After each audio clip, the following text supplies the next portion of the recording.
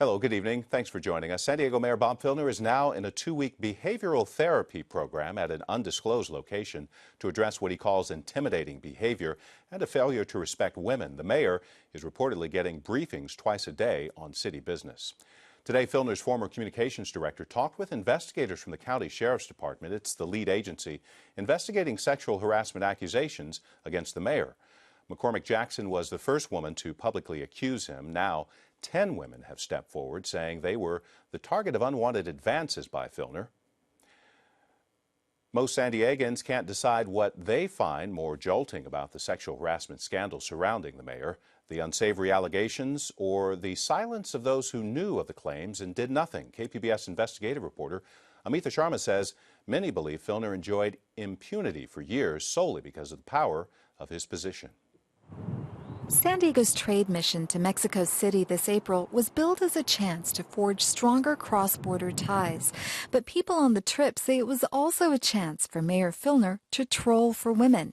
And troll he did, says Sharon Cloward. Several women told me, and others, that he had touched them inappropriately or he had talked to them inappropriately. Cloward was on the trip. She's one of several women to publicly accuse Filner of unwanted sexual advances.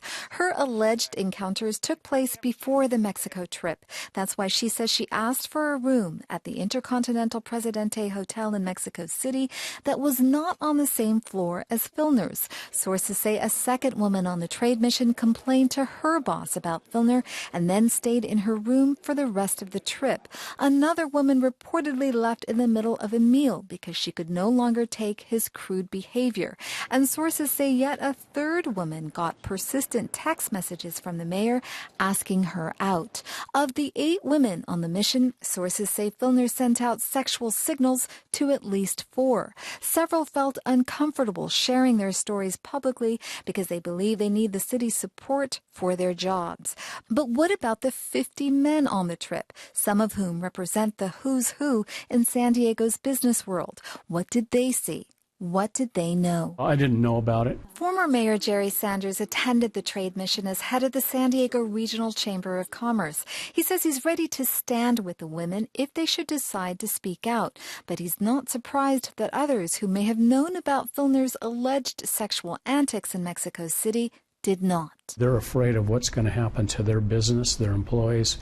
I mean, the power imbalance is so great there that it's just something you don't think about until you're stuck in that situation. Power dynamics are why public silence trumped private outrage despite years of whispers that Filner was harassing women. But make no mistake about it, Bob Filner, notwithstanding his current situation, has a lot of power in this community. And there are a lot of people still supporting him, either publicly or privately. He has the ability to impact a whole lot of people's interests in a lot of ways. Many now say Filner abused that power with the help of key players, labor unions and Democratic Party leaders who ignored the alleged harassment for years because they liked his progressive agenda, as well as others who stood to gain.